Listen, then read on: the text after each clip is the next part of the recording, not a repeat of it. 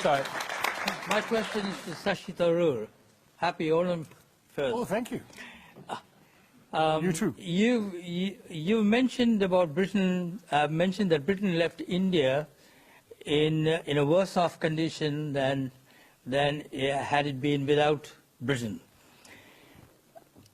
You also mentioned about reparation from Britain.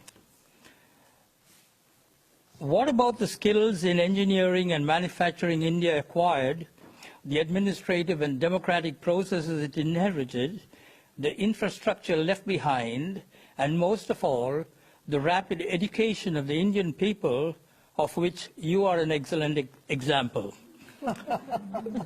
Surely, no one can price these intangible values that were gained during the British rule in India and propel the country to its present position as one of the leading countries in the world.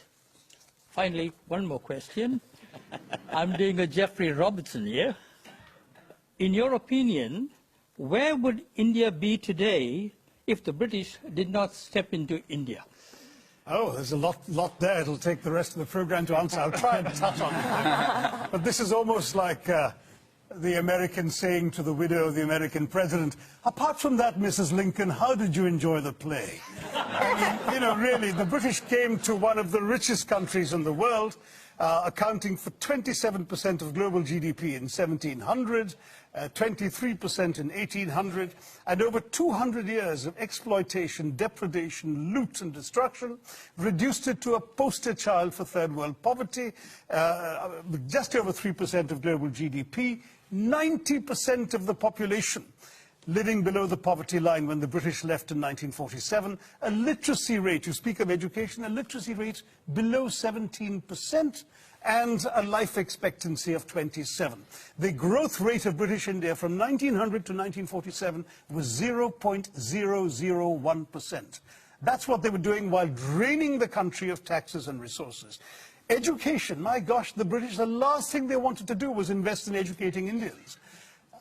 Will Durant, the American historian, traveling in India as late as 1930, pointed out that the entire expenditure of the British on education in India, from the nursery level to the highest universities, was less than half the high school budget of the state of New York.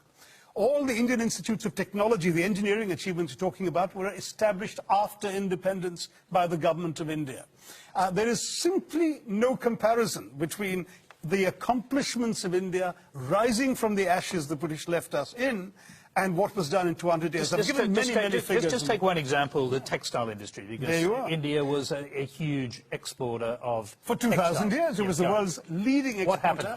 In fact, in the Roman Empire, there are debates recorded by Pliny the Elder of Roman senators complaining about the amount of the Roman Empire's gold that was being sent off to India because of the tastes of Roman women for Indian muslins, linens, and cottons. Was it just modernism, the Industrial Revolution that destroyed it, or was it something else? No, that's the excuse that apologists like to make, that, you know, oh, it's not our fault, you just missed the bus for the Industrial Revolution. Well, we missed the bus because you threw us under its wheels, is what I tell the Brits. I mean,